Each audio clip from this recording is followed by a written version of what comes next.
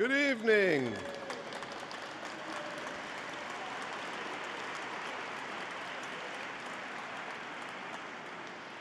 Thank you very much. Good evening and welcome to Washington National Cathedral. My name's Randy Hollerith. I am blessed to be the dean of this cathedral, and it is always an honor and a pleasure to host these events. So thank you for coming to be with us, and a special welcome to all of you around the country who are joining us online as well. We're so glad that you're a part of this program this evening as well. This program is part of the Cathedral's ongoing programming called A Better Way, Religious Values for Civic Life. We're looking for better ways for us to be together as Americans, better ways for us to disagree, better ways for us to find common cause. At the same time, we're lifting up that our Judeo-Christian values are essential to our democracy and that we need to learn how to treat one another with dignity and respect. And so all of the programming that comes out of this cathedral these days is focused on these issues. And we're very pleased tonight to have two very special guests. They need no introduction, but I'm going to do one anyway. The Senator Cory Booker is the senior senator from New Jersey and a man of deep faith who is passionate about justice and compassion, among many other things. And John Meacham, the prize-winning historian, is, we're most proud to say, the canon historian of this cathedral and a great friend to this institution. To have these two men here in conversation is a great blessing, and will you join me in welcoming them both? Thank you.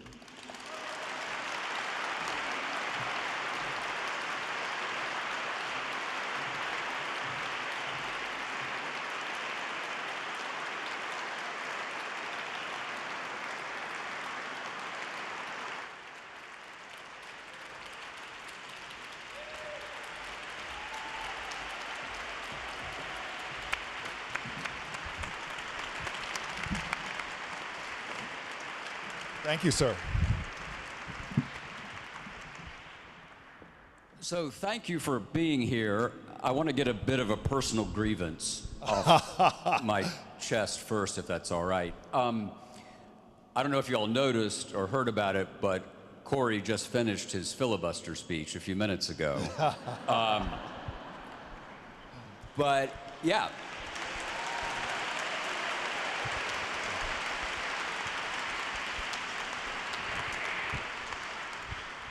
But I was really on the day, and 25 hours and 5 minutes, so over the course of the day that this unfolded, I got a text several texts from friends who said, "This is amazing. Senator Booker just mentioned you and quoted you."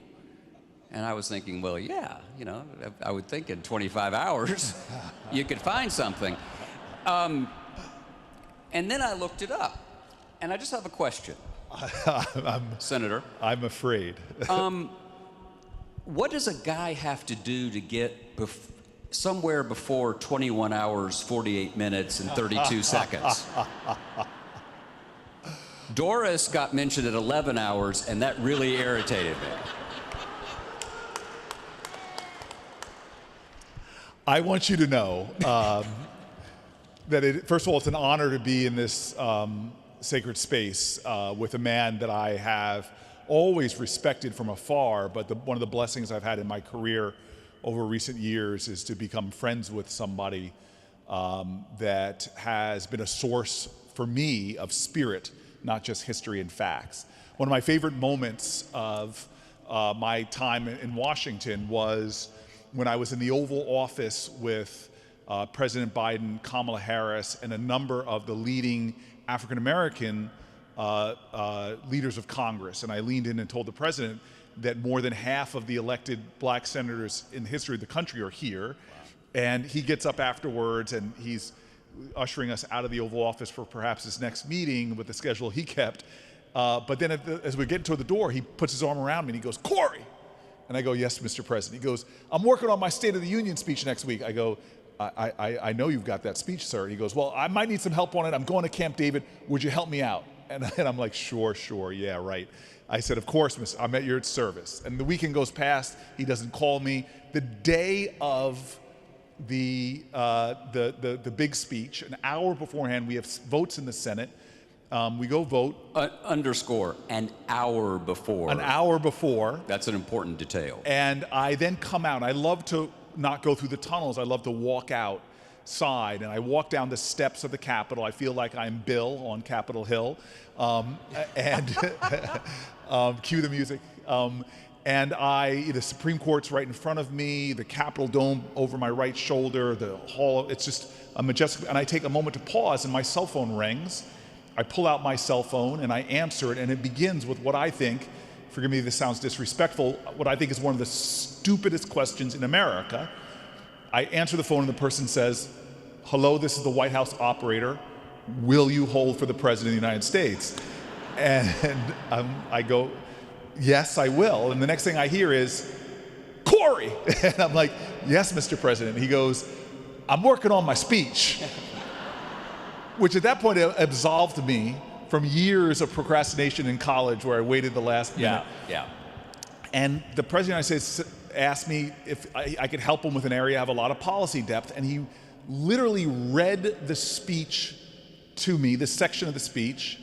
And then he asks me, would I perhaps, people with spouses or significant others here, I've heard many times, he says, what do you think? And at that moment, you have to decide, do you tell your loved one what they want to hear, or do you tell them the truth?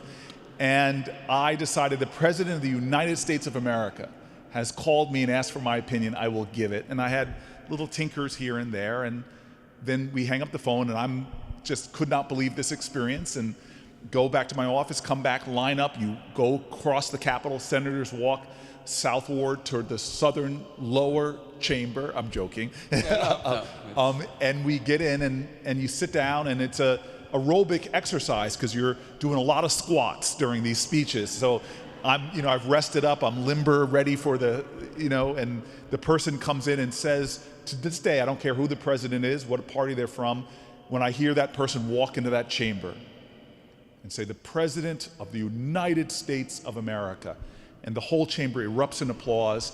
Joe Biden, I think, has the record for the longest it takes to get from that door to the podium. He's actually still there. Yes.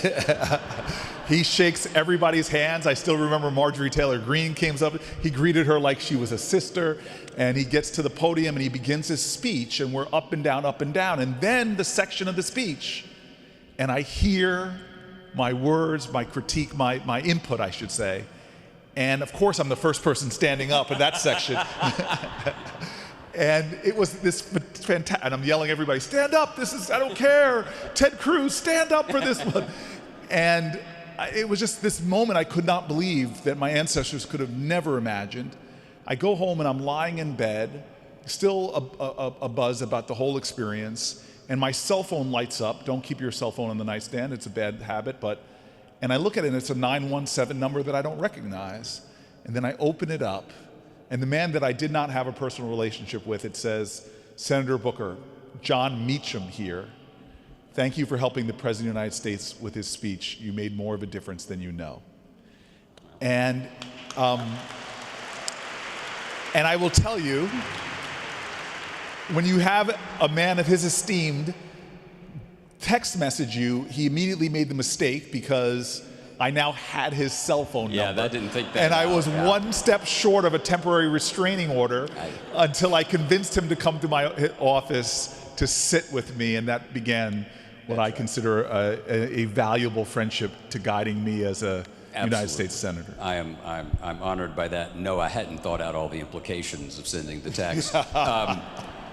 So, in the split screen of this story, the clergy in the room will appreciate this. When you are, say, 57 minutes away from the most significant sermon you've ever given, and you have people that might be helping you with that, and you decide, this is a good moment to revisit health care, and you call a United States senator, not known for their brevity,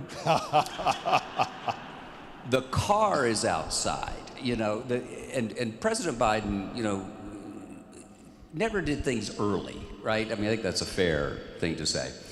And so he says, I was actually on Zoom for this, and he says, you know what, I want to hear what Booker has to say. And I won't say we groaned, but we did. And what I appreciate more than anything else was the pithiness with which you offered your edits to our former president. And you and President Biden share something, which is an appreciation of what we often talk about as America's civil religion. We're in a cathedral that is in a fascinating in-between space, in culturally, not religiously or theologically, but culturally. A cathedral sitting on a hill overlooking a secular capital, an emblem of the eternal amid the temporal powers and principalities of the world. What do you think the soul of the country is? And give us an assessment of how you think we're doing. And I'll see y'all in about 20 minutes. There's a chaplain named Samuel Colt from Passaic, New Jersey, who said something that I think cuts to the heart of the matter during the Civil War. He was being interviewed, and he asked a question that I think about a lot now. He said, "Are we a nation or have we a government?" I believe we are a nation, that we have shared values, common cause, and that we have a legacy, a lineage that connects us in every generation to chords that, to me, are still resonant bonds that should hold us together. Colt said this during the Civil War when we were being torn asunder, and he believed that more than the government of the United States, the buildings we see, the Constitution itself, but there's something deeper below that. And that's what I have, in many ways, dedicated myself to. I think we have a shared civic gospel that does stem from these imperfect geniuses that put our country forward. They broke with the course of human events and tried to found a nation in the best ideals of humanity. They literally debated the ideas of the Enlightenment, drew in the great philosophers, and tried to come up with a government that reflected this national, what they hoped to be a national yearning. Now, I like to think it starts first and foremost with the words of the Declaration of Independence. We're not founding this nation on a theology. We're not founding this nation on divine right of kings and queens. In fact, we're rejecting that. We're founding this on the ideas that there is this greater wisdom and connectivity that comes from people. And the last words of the Declaration of Independence are a tribute to the highest of all values in humanity, I believe, and that is love. Because in the last word of the Declaration of Independence, they say if this nation is to make it, we must mutually pledge to each other our lives and our fortunes and our sacred honor. And so I will always put my faith in and my work towards trying to foster that sense of not just connection, but commitment to one another. That we are not, as much as we are a free market capitalist system, we're not some society that's going to become great because each one of us pursues our individual greed or yearnings or aspirations for material benefit. No, our country was founded on something deeper than that. And Adam Smith himself was a moral philosopher. And so I believe, if you ask me where we stand right now, is I think, as you and I have discussed before, that we are at yet another generational reckoning with that question, are we a nation or do we have a government? And what I am hoping for, because my faith tradition tells me that it's often in moments like this, weeping may endure through the night,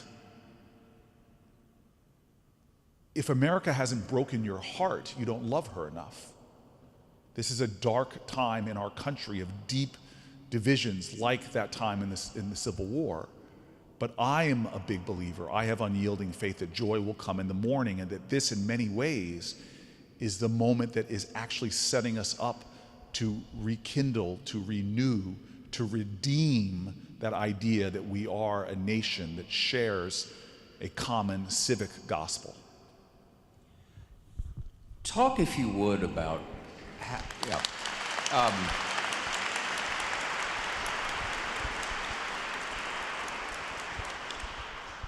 how did we get here? How did we come to this particular hour?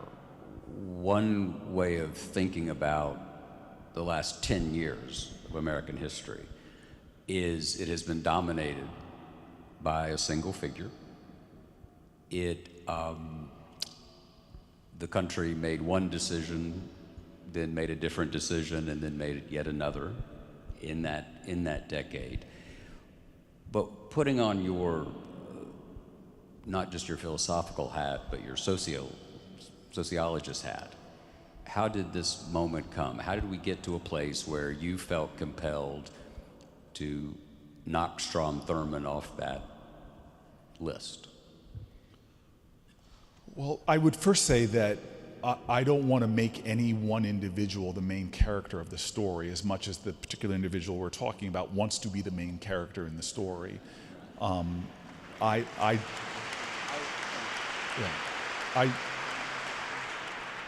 think that he is in many ways a symptom of the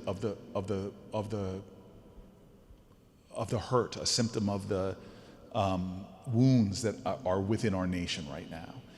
And I think that if you were asking me to put on my sociological hat, I think that to reduce it to one cause is wrong. There are many forces going through our society that have created deep changes from my father's generation, who grew up in that era of those people born around 1940, rode a wave of this country in many ways at its best. Despite our problems, you had a lot of good signs. 90% of people in that generation did better than their parents. You had the black-white wealth divide closing as we saw major milestones that changed segregation by law into ideals of unity, equality, and justice. My father was born to a single mother in poverty. I now have, thanks to Henry Louis Gates, been able to trace his history back into slavery and see how poverty, generational trauma, really came down to him, and yet he was part of an America that had the biggest expansion of middle class humanity had seen ever. This is before China's big expansion, India's big expansion. That generation rode a wave, and there was a boldness pointing to the moon, not as a dream, but as a destiny. There was a boldness that when the horrors of hate spread in Europe and beyond, that we could rise and join together in a community of nations to reject that and preserve liberty. There was a boldness in that generation that then came my generation. If you were born a little after my generation, if I'm an X-gener, if you were born as a millennial, something happened from my generation to the millennials where by the time the 80s came, only 50% did better. And there was a lot of other forces technologically that were coming. These devices that I had on my nightstand are doing very, I think, damaging things to our society. As much as they give a counterfeit sense of connectivity, they've often driven us apart. 25 years ago, Bowling Alone was written about the destruction of community. Well, it's only gotten worse now. The things that ground us to the very ideals of happiness, things like faith, things like community, things like meaning in your jobs. My father had worked for IBM, and their corporate ethos was very different than the corporate ethos now. In fact, I asked a CEO of a Fortune 500 company, I was telling him that the corporate culture is very different than my dad's corporate culture. I said, now they asked CFOs, have they ever made a decision that was against the long-term strength and endurance of their company in order to juice their quarterly reports? And the study said that 85% said yes, and this corporate CEO looked at me and says, well, 15% of them lied then. So there's a lot of these forces, I think, that have come together to give people a growing sense of discontent, a growing sense of worry and stress, a growing sense of dislocation or lack of connection.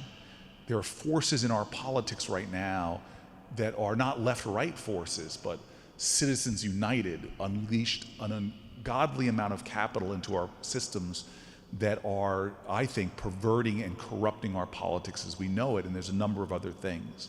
So this is just a little bit of the swirl that I think is going around right now that has created this sense of such disaffection from our politics that in this last election, the United States of America rejected both candidates. One got 49.7%, one got 49.3%. The majority of Americans voted against both of them. And so the question is, we need to, as a society, begin to look at these forces. But I think, as you've taught me actually, the part of the story I didn't share with you is one that he came to my office after calling the police that I was trolling him too much, but The courts were not helpful.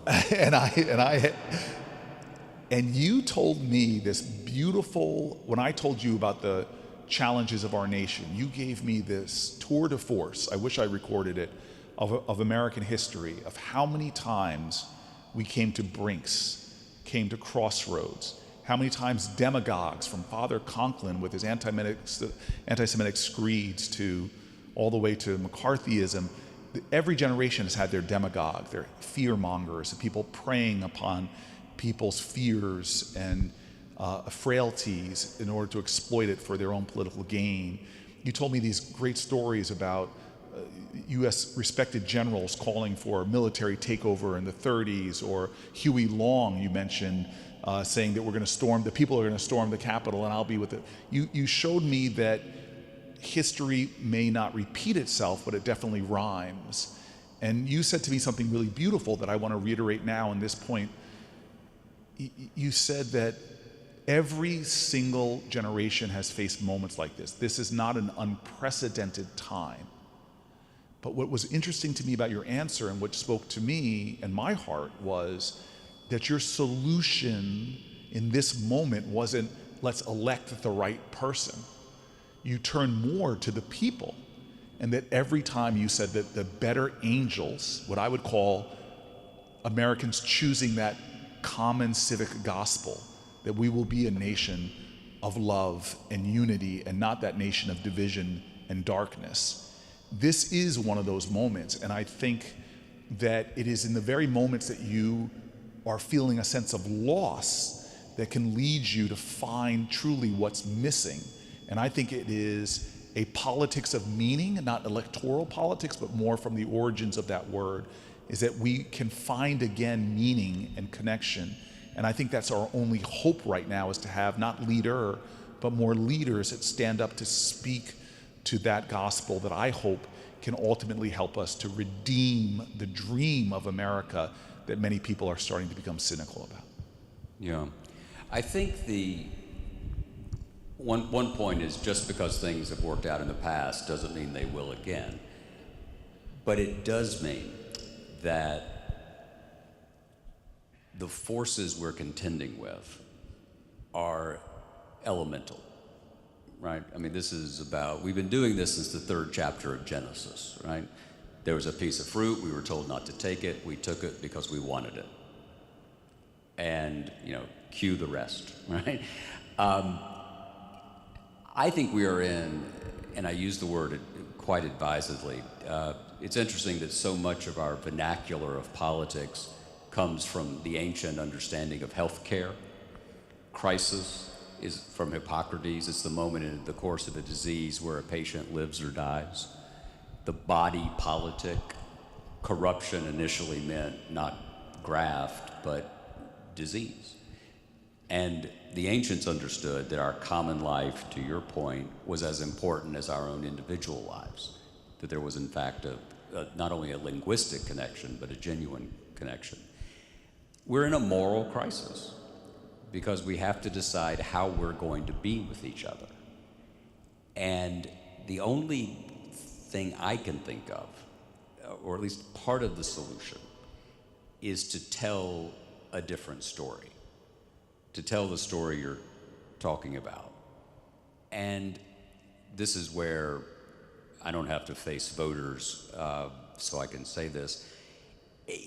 We just have to get 51% to do the right thing, right? I mean, it's just barely, right? That we don't need. And that's a landslide if you're talking about human behavior, right? Right, Bishop? Yeah. They wouldn't have work if everybody was good, you know? And yeah, that's funny, I'll wait. But it's about, you know, the origin of the word sin is to miss the mark. And I just think what I worry about is that not enough of us are aiming enough at the mark and want to do this. So one of the questions I have is, you are an active politician.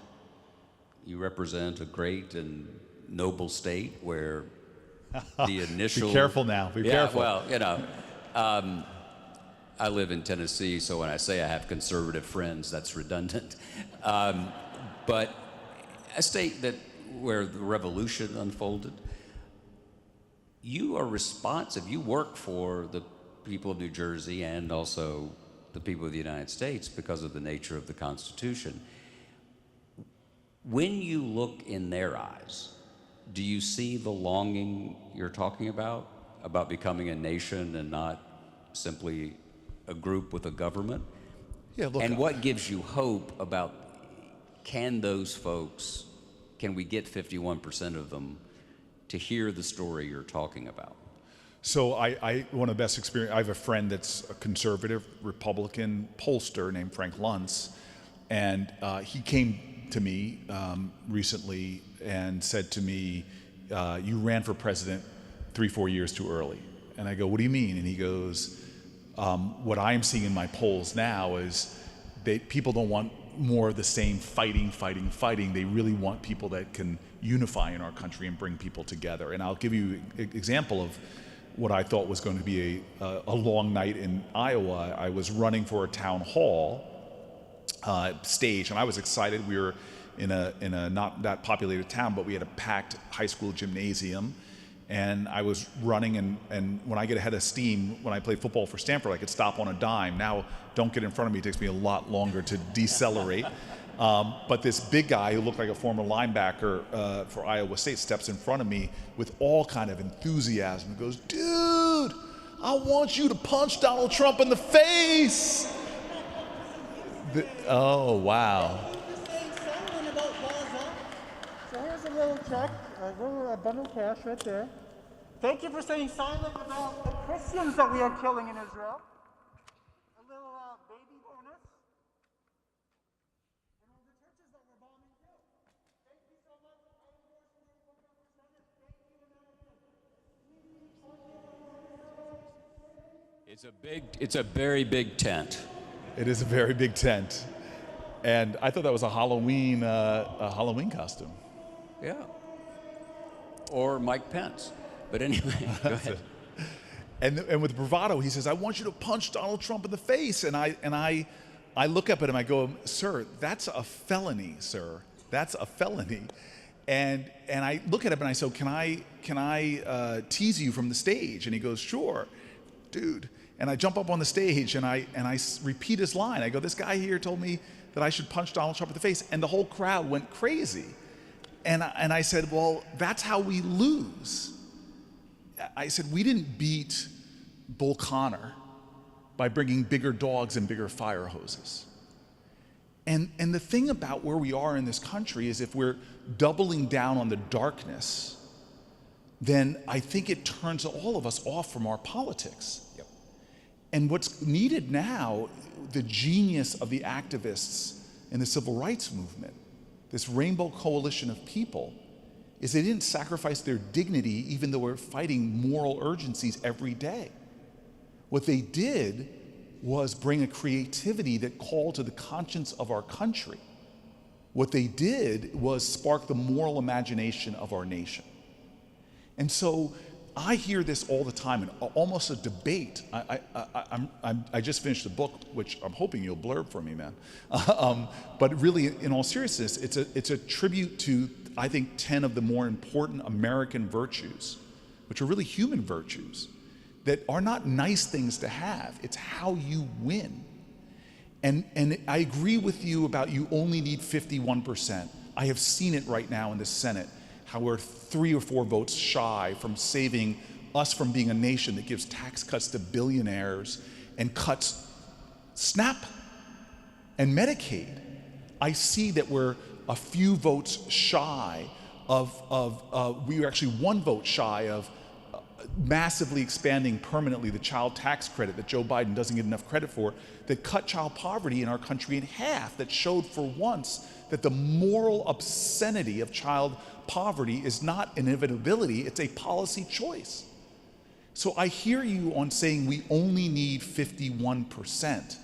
But at the end of the day, what we need to do in this country now is not just win an election for whatever that 4-year period or that 8-year period. We need a strategy to find a way to rekindle that sense of common cause, where it's a movement election again, like many of us have seen during our lives, where there is a mandate to do the things that reflect our common spirit. I remember when I went to go endorse Joe Biden and talk to him about the fact that we have this weird politics that's so broken, it belies the fact that most of us, even on the most controversial issues, 70 to 75% of us agree on most of the basic things. And yet we do not have a politics that can translate that into the kind of policies. And so the last thing I'll say to this point is, I am yearning for, in the remainder of my life, the short period that I have, is for us to reignite that sense that we can do big, bold things together and have the kind of government and politics that enables that. And that will not happen unless we have leaders, plural, that can begin to spark that type of moral imagination that can overcome the cynicism of our time. So how do we incentivize that? And when I say 51%, I probably shouldn't use the number, because what I just mean is we just enough of us have got to get it right? And believe, not agree on policy, but accept that we are in fact engaged in the journey toward a more perfect union, to bring that document you alluded to bring the words of the Declaration closer to reality. I think every generation can judge itself, I would argue, in American history by the degree to which it has lived into the implications of the sentence that we're all created equal, or the degree to which we have fallen short of that. And as we begin, just parenthetically, as we begin this 250th anniversary year next year of the Declaration, absolutely, it would be against my business model not to tell you to be very excited about 250 years. But remember, we have not been a fully multiracial democracy except since 1965. So the Declaration is 250 years old. American democracy, as we understand it, is 60 years old. And so it's very young, actually. And what I'm curious about is, and maybe I'm being too cynical, but politicians, all people, are, as Lincoln said, products of the incentives in their world. And how do we get the more sensible, the supra-partisan? Because I think more people, I don't like we're saying bipartisan, because that suggests moral equivalence, but there are certain things that should be supra-partisan, above the ordinary struggles. How do you incentivize your colleagues? Because you mentioned the cell phones. I remember a moment, remember that old feature in Esquire many years ago, signs of the apocalypse, various things. One sign of the apocalypse for me was one of your former colleagues. I said, how did things get so divided? And he pulled out his cell phone and showed me his Twitter mentions. And he said, this is it. Because if I do something that's against the base, I immediately hear about it. From the base. I don't hear about it from the amorphous national interest. So how do those of us who believe, and we may be wrong, that we're in favor of a suprapartisan national interest, how do we make that clearer to the people who wield the elective power? Well, there's two things I would say real quick. One on leaders like me, and then one on all of you. And look, the one on leaders like me, and I've had this conversation with my Democratic caucus, is, like you said, we need to tell a different story, and we need to find more creative ways of doing it. In the last election, I watched how Democrats got shellacked because they weren't even showing up on a lot of the platforms where people are. Most Americans now get their news from their handheld devices. And I went to Chuck Schumer and I said, this is a very bad situation. We need to find a way. I mean, I think for podcast downloads, like for every dozen that Donald Trump had, Senator Harris or Vice President Harris only had one. We didn't even show up where young people were, Discord and the gaming platforms, and I can go through that. And so a lot of this is tactical before I get to the larger strategic thing of trying to show up. When I was one of the early politicians in America that moved onto these social media platforms. As much as I think we should ban them for kids, period. I think they're like cigarette smoking. I'd like to see a lot more policy controlling them. I think that's true, but I am not going to, I'm one of the, at the time, especially one of the few senators on TikTok, because I learned when I was in Newark as the mayor during the Great Recession that I had to find a way to break through the noise of a nation that stereotyped inner cities, demeaned and degraded them or ignored them completely, and it didn't see what I saw, which is the city of abundance and possibility and promise. And so I knew I had to find a way to break through this media noise where people weren't paying attention. And I found a wonderful moment one night when I was sitting at home with my two best friends, Ben and Jerry, and It's funny. My roommate in college was a guy named Jack Daniels. Maybe they know each other. They might know each other. And I was watching The Tonight Show that I'd watched since on my grandfather's lap, watching Johnny Carson. And this Tonight Show host, a man named Conan O'Brien, comes on and says, I hear Newark, New Jersey has a new healthcare program. And I was really excited because we had done something to lower prescription drug prices for people in my city at participating pharmacies. But then he continued the joke. But I think the best healthcare program for the city of Newark is a bus ticket out of town. And I was like, oh. And I reached for my chubby hubby for comfort. But I realized, wait a minute, there's this new thing called Twitter. It was 2009. Ashton Kutcher and CNN just had their race to 1 million followers. So I went to City Hall and I recorded my own video where I said, I am the mayor of the city. Conan O'Brien has insulted our city. I bragged about our city. And I said, Conan, by the power vested in me by the people of the city of Newark, I hereby ban you from Newark Airport. You're on the no-fly list. Try JFK, buddy. And put the video out. And it went so viral, satellite trucks started lining up in front of my house. I got First Amendment absolutists calling me up saying, how could I violate Conan O'Brien's First Amendment rights? And I just went around. Suddenly I was being invited on daytime talk shows and Larry King, and it got to be such a big story in America that the TSA felt, this is true, felt obliged to clarify on their website that mayors in America can't put people on no-fly lists. And then Conan O'Brien on The Tonight Show plays my video and responds angrily and says, by the power vested in me by the studio audience, I hereby ban Cory Booker from Burbank Airport, which I was like, who cares? Yeah. I go to LAX. I then banned him from the entire state of New Jersey. I would have banned him from listening to Bruce and Bon Jovi, our patron saints, but that would have been cruel and unusual punishment.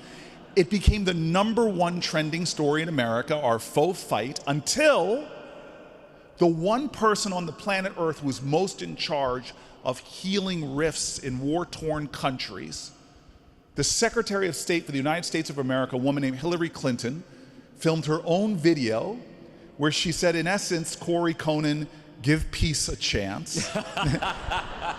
And next thing you know, I am standing behind the curtain I've watched all of my life. The mayor of a mid-sized American city that in years past, if they were upset about a joke, they could have written a letter, it would have been read by an intern's intern and thrown in the circular filing cabinet. Now I'm standing behind the Tonight Show curtain, it pulls back, I'm introduced, I walk onto the floodlight, sit next to Conan O'Brien, who apologizes to the people of the city of Newark and gives us $100,000 in charity. And I will tell you, I suddenly got callbacks from national foundations. I suddenly got developers from outside of my city to build our first hotel in 40 years and so on and so forth. Communications, how you communicate, how you tell your story, how you break through in a competitive environment. The 25 hours on the floor was a strategic decision to break through the noise at a time that we needed to. TikTok alerted us on their platform, they'd never seen anything like it. It got 340 million likes. And so tactically from my standpoint, before I get to your all responsibility, but from my standpoint, it is trying to find a way to tell not my story, but our story again, in the ways that the leaders I revere, people whose heights I will never achieve, but people like Martin Luther King stood before the nation and did not read a list of grievances. He didn't unveil a 5-point policy plan. He tapped into a deep chord that resonates with all of us. He redeemed the dream and got us all to see that nation again. That's to me the leaders, and I know many of them, that leave me in a sense of awe, reverence, but more importantly, inspire me to act. But your part is just as urgent, because you have a whole world of people that are trying to tell you that you don't have power to change the course of your country. And I'll give you one example of how what you do matters more than you'll ever imagine, and it comes to a date that you will know, and all the other nerds out there of history and will know. let's be clear, if they're here, they're nerds. Yes. March 7th, 1965. My friend, you wrote a book about this moment. Walking over the Alabama River on a bridge named for a There grand is- dragon of the KKK. A United States Senator, too. Yep. There is a white guy on a couch in New Jersey watching his TV on March 7th, 1965.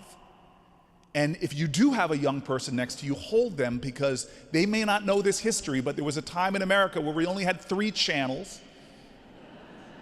People were a lot better shape back then because you had to get up to change them. And the birth rate was a lot higher back then because TV was done at 11 o'clock and you had to find something else to do. Guy on the couch watching TV, the movie that night, do you know what the movie that night was? I do, but you're on a roll. Okay, the movie that night was the network premiere of Judgment at Nuremberg. And they broke away from it, from the horrors and the hate of the Holocaust, to see the horrors and the hate on this bridge over that river where John Lewis and those marchers got stopped by Alabama state troopers, tear gas, horses, billy clubs, Bloody Sunday. Now, what does one American do while he's watching? Well, his first instinct is, I got to go to Alabama. And then he slumps back down on his couch. He just started his law firm. He was out. He couldn't even afford a plane ticket, not to mention to close his business for a week or so. And then he does something so powerful. He says, I am not going to let my inability to do everything to undermine my determination to do something in the cause of my country in a moral moment. And what does he do? He says, I'm going to do the best I can with what I have where I am. And he does a calculation. And he finds that himself that he could afford 1 more hour pro bono work. He was already doing some, but one more hour, and he would dedicate it to the cause of civil rights in America.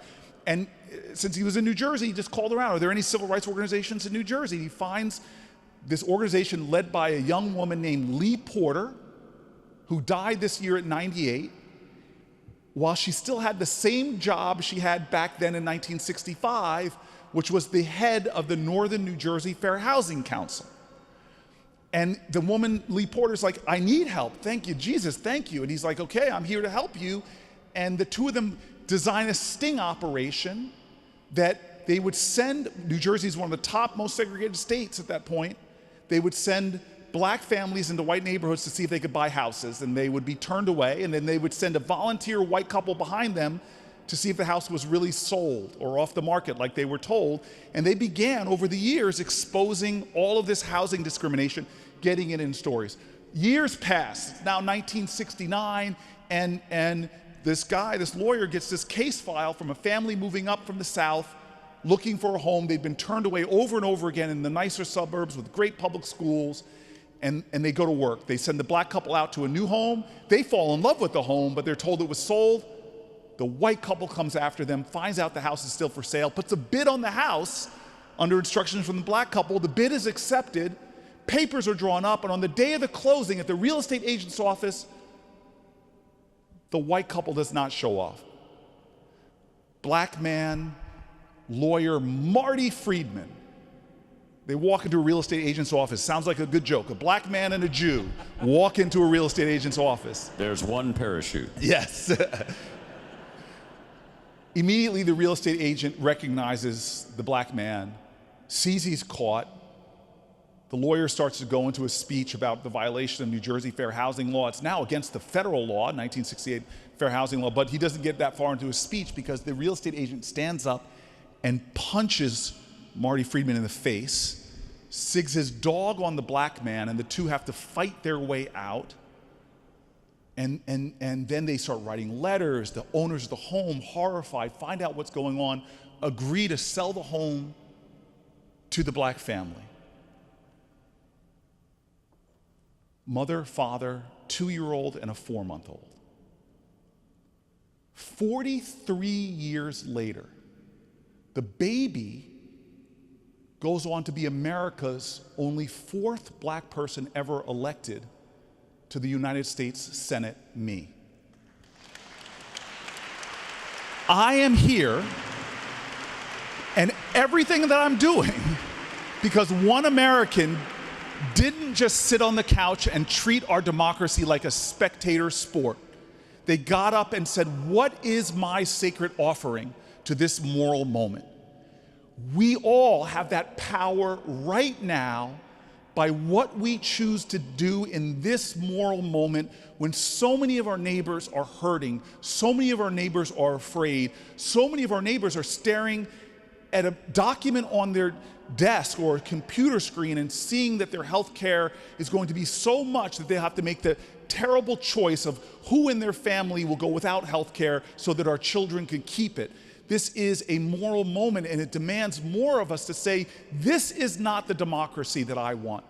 There is a corruption, there is cancer, there is hurt, and there's harm, but the only way to get rid of it is what you told me in that first meeting, is that for more and more of us to stand up, and for every one of us that stands up, even though our legs shake and our voice breaks, every single one of us stands up, we will ignite another to do the same, and before you know it, we have a greater and greater movement for change.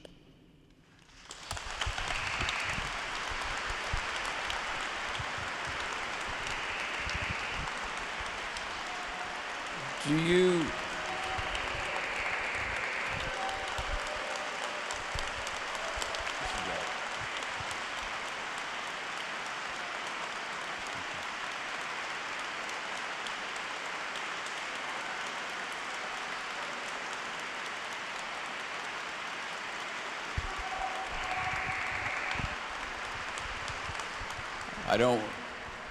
I don't want this going to your head. What gives you hope? Look, I'm a kid from the suburbs, those wealthy suburbs that those lawyers helped my family move into, and my dad used to look at me as a kid and say, boy, don't you dare walk around this house like you hit a triple. You were born on third base. And my dad, every time he would tell the story, the dog in that story would get bigger. Eventually he had to fight a pack of wolves to get us in that house. And my father watched all-American football player, scholarship to Stanford, graduate school, overseas, coming back to Yale Law School, but he never was satisfied. He said to me, I'm graduating from Yale. He's like, boy, you got more degrees in the month of July, but you ain't hot. Life ain't the degrees you get, it's the service you give. And the best thing I ever did, following a dream I had, my mom asked me when I didn't know what to do, she goes, what would you do if you knew you couldn't fail? And I decided to write a list of my heroes in America down because I was going to model myself after one of them. Brian Stevenson was on that list, Myron Wright Edelman was on that list, but the guy I eventually decided to pattern my life over after, and this is the old saying, the best way to make God laugh is to make plans for yourself, because not long later I would turn into a politician, but was a guy named Jeffrey Canada, who moved into the most dangerous neighborhood he can find in Harlem and started this extraordinary nonprofit that transformed blocks in Harlem, charter schools and healthcare. It was unbelievable what Jeffrey did. He was one of Clinton's People of Hope and MacArthur Genius Grant. So I picked a neighborhood that people perceived as extraordinarily dangerous in the Central Ward of Newark. I live about 100 or so yards, still from there now. The only senator that lives in a black and brown neighborhood that I still think, even though it's improved so much, is still below the poverty line. And when I was there, I was stunned by what I saw. Open air drug dealing. I was living next to a crack house. First time I ever saw people huddling in the back and doing intravenous drug use. And at that point, I met my greatest life professor. I got my BA from Stanford, but my PhD on the streets of Newark, a woman named Miss Virginia Jones, tenant president, about 5 feet tall, elderly woman. And I went to her. I was coming out of my last year of law school, and I knocked on the door as if I was some hero from a John Wayne movie, and I go, ma'am, little Philly, I'm here to help you. And she looks at me like I need all the help in the world, and she was right. And I told her and everything, and she did this experiment where she walked me down to Martin Luther King Boulevard in the middle of the street, and she says to me, if you want to help me, tell me what you see in this neighborhood. And I go, what do you mean? She goes, describe my neighborhood. And I described it just as dark as I described it a few minutes ago. Drug dealing, projects, crack house. And the more I talked, the more angry she looked at me. And then she walks away, saying to me in a huff, you can't help me. And so I run after her, I grab her from behind very respectfully, and I go, I don't understand. And she goes, boy, you need to understand something. The world you see outside of you is a reflection of what you have inside of you. If you're one of these people who looks at my neighborhood and all you see is problems, darkness, and despair, that's all there's ever going to be. But if you're one of those stubborn people who every time you open your eyes, you see hope, you see possibility, you see love, you see the face of God, she goes, then you can help me. And she leaves me there looking at my feet, thinking to myself, okay, grasshopper, thus endeth the lesson. I would go on to sit at her feet, watch lines of people from the projects. Brick Towers was I would eventually move in, would just wait and to see her, and she would solve people's problems. She taught me about politics. She knew the city council person. She knew she could deliver these blocks of votes. She got things done. She helped people. She battled with people. She was amazing. But when I would eventually move into the buildings to live on the top floor of these decaying projects, someone told me that her son was murdered in the lobby. A veteran came home and somebody shot and killed him in the lobby, pulled her down to see her son bleeding into the lobby floor. And it was the 80s. This was long past that, but I asked her why would she still live here? I knew where she worked. I knew that she could live other places. And she looked at me and she said, Riley, she said, why am I still here? I go, yes. She goes, why am I still in apartment 5A? I go, yes. She goes, why am I still the tenant president of these buildings since the day they were built in 1969? I go, yes, ma'am. And she goes, because I am in charge of Homeland Security. She didn't wait for a presidential appointment, for a cabinet position, a title. That was the kind of love she had. And so when you ask me about hope, I'm telling you, I learned hope from Miss Virginia Jones. That real hope immediately makes you vulnerable. That real hope has scars. It has wounds. It's been fractured over and over, but yet every single day it stands up and hopes again. Real hope is the active conviction that despair will never have the last word. Right now, if America hasn't broken your heart, you don't love her enough. But for any of us to not answer the despair we feel with hope is surrender. Hope is our defiance. Hope is our shield. Hope is the only way to be. We have to be an agent of hope. And if anything, hope can always be found working.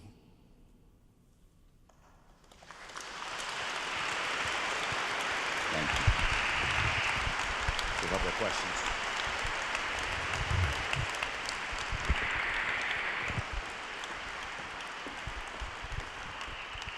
Thank you, ma'am. So questions from you all. The current administration has tested the limits of the executive branch and will likely continue to do so for the next 3 years, continuing to threaten our separation of powers. So what do you think politics post-2029 looks like? What reforms can be made and what comes next? And you mentioned something about Luntz saying you ran for president too early. You know, you can fix that. Run for president too late? No, you know. I mean, I'm not much of a mathematician, but you know, you could do this again. Right. So I love studying faiths. I really do. I think. Wasn't that deft? I love I love studying faiths and the Hindu faith. One of the most vaunted gods of the Hindu faith is Shiva, the god of destruction. Because without destruction, you can't have renewal and rebirth. And that's why Shiva's so favored. And so we are in a time of destruction right now. And I think many people are learning about constitutional principles in the way they never had to think about before. I mean, my friends now know what the emolument clause is, or posse comitatus, or all of these things that are things that, as a graduate from law school, I've had to go back and read and reread and study. So I think a lot more of us are aware of how fragile our Constitution is. We're aware of constitutional failings. And I think this is going to create, it's painful when I say to myself, we're not even done with the first of his 4 years. But I think that as much as we will have opportunities, New Jersey has an opportunity to reject the politics that Donald Trump represents. The midterms are not that far away. I think that we will start to push back on this. But I really hope that the 28 election represents a moment of renewal and reinvention of who we are. And some of the things I urgently want to see as changes to our laws that govern the system change. It is absolutely outrageous to me, and this is me thinking this is a problem on both sides of the aisle, how much corruption we tolerate in Washington. We have grown so accustomed to senators and congresspeople trading stocks with corporations. We've grown so accustomed to PACs, corporate PACs coming in, dumping ungodly amounts of money on people. I could go through all the things that I'm hoping people see that, wait a minute, my energy costs are high because of corporate oil companies that are able to manipulate our system. My grocery bills are so high because mergers were allowed after politicians got contributions. I'm hoping this sets it up so a group of leaders who are going to compete on both sides, the last baby boomer president, the last baby boomer leader of the Senate, that generation, that great generation is starting to leave the stage. A new generation, X's, millennials have to now reimagine our politics, and I'm hoping this gives more fuel to the fire of whoever those next leaders are. This is one of those moments, I think, where America could go through a deep moment of renewal to make our democracy stronger. Are you,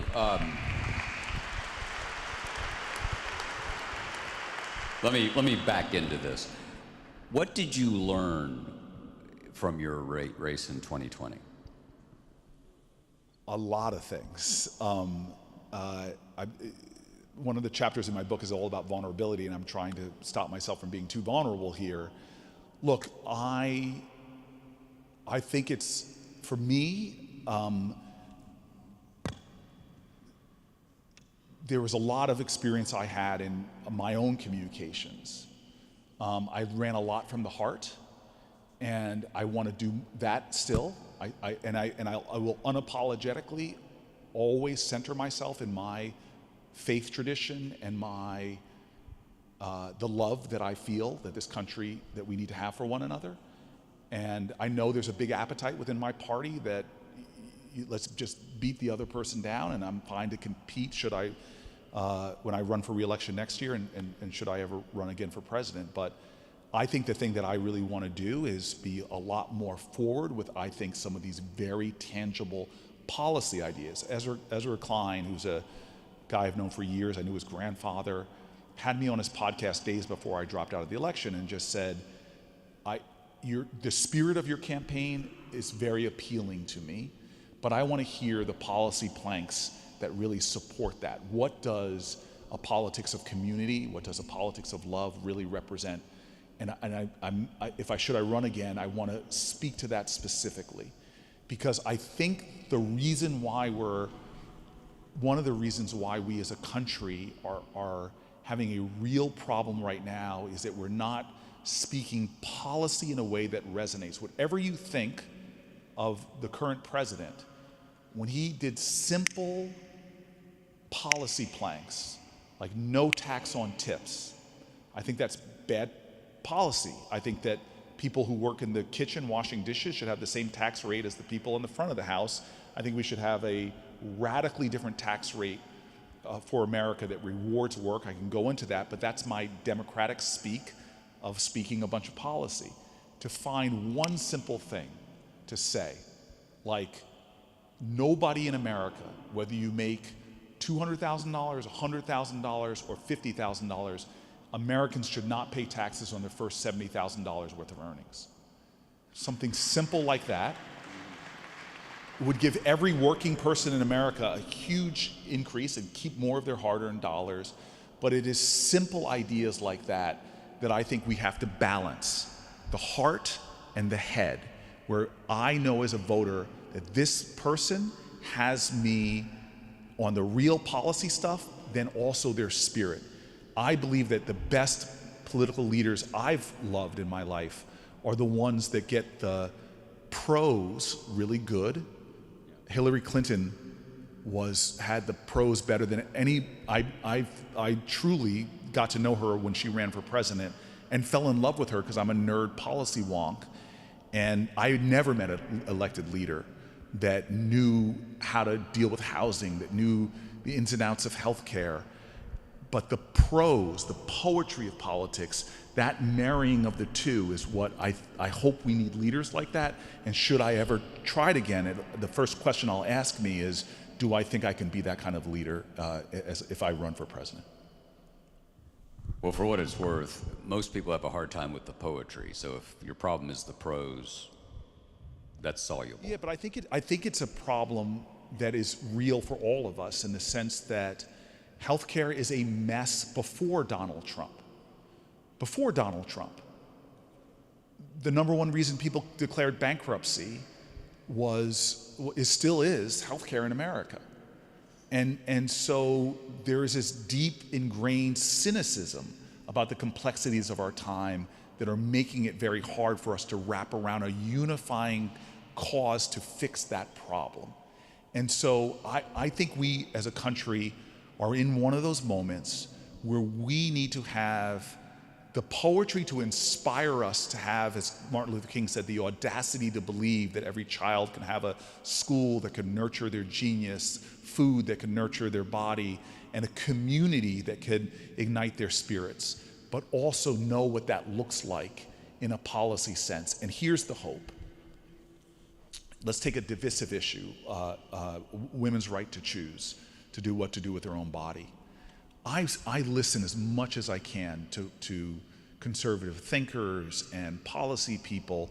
When I stood on the Senate floor for 25 hours, I told my team, let's find every conservative think tank that we could use in this speech to show that we do have common values and actually common policy aspirations. And what's exciting to me is I'm studying a lot before I come out in my re-election year next year with what I hope is those policies that back up that politics of love, is what I'm getting encouraged by. As much as all of these corporations and even foreign adversaries want to divide us and tell us the lie of how much we have against us, what I'm seeing even from the right on a lot of their conservative folks is everybody's saying, wait a minute, we've made it this the most difficult industrial nation to raise a family. I'm hearing conservative voices saying, why do we live in a nation where childcare, quality childcare, is more expensive in most of our states than tuition at the state college? Why do we have a nation that says you should have a baby and then 2 weeks later be back at work? Why do we have a nation where most brain development, 85-90%, is done to 0 to 5, and yet we don't have universal preschool?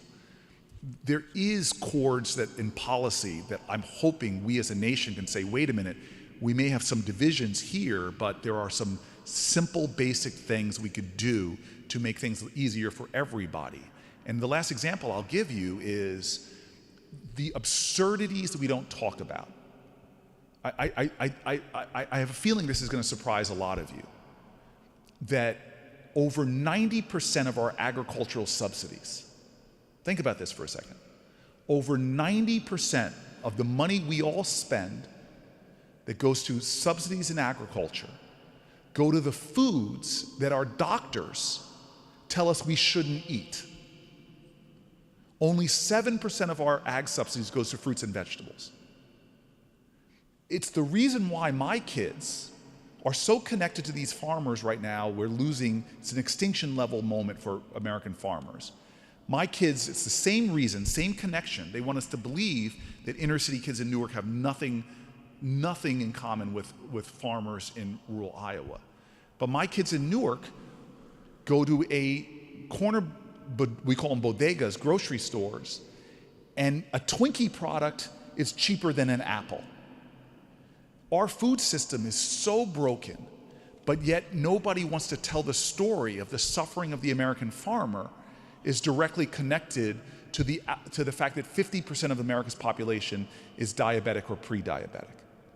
And I guess I'm just bringing up this one policy track to tell you that that's what I want from our leaders, is to be able to talk to the common pain that we're all feeling, finding healthy foods that are not saturated in pesticides, that actually nourish the body and are not ultra-processed, that be able to tell a story about a yearning that people on the left feel and the people on the right feel, that can unify us around policy that can actually do something that Americans are waiting for. We've been talking about these problems for so long, but my life isn't getting better. In fact, I'm working harder than my grandparents and I'm making less than them, and my children have a bleaker outlook. That's, to me, the combination of policy and the poetry to get people to believe in that sense of we have common pain that we're all feeling, but to translate that again in America to a renewed sense of common cause. Great. Randy? We have a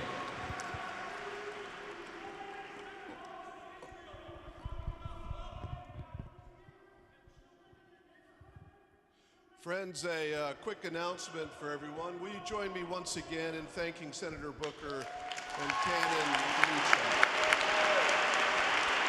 Thank you.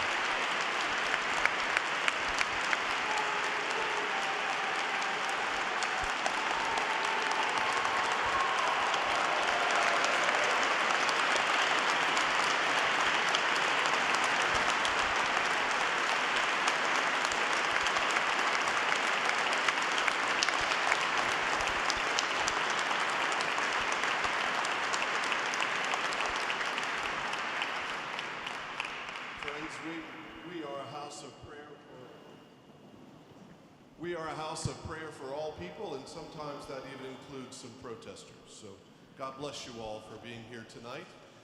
Brief announcement for you. In several weeks, we'll be having another program, this time with Governor Josh Shapiro from Pennsylvania and Governor Spencer Cox from Utah, who will be here talking about how we stand against political violence in our country. So I hope you'll join us for that. I'm going to share a prayer with you at the end here, but please don't leave your seat. Our choir, some members of our choir are going to close us out with a gift this evening. So I'm going to end with a few words from Jesus. Love your enemies. Do good to those who hate you. Bless those who curse you. Pray for those who abuse you. Do good and lend, expecting nothing in return. Be merciful, just as your Father is merciful. Do not judge, and you will not be judged. Do not condemn, and you will not be condemned. Forgive, and you will be forgiven. Give, and it will be given to you. For the measure you give will be the measure you receive. And the blessing of God Almighty, the Father, Son, and Holy Spirit be with us all this night and always. Amen.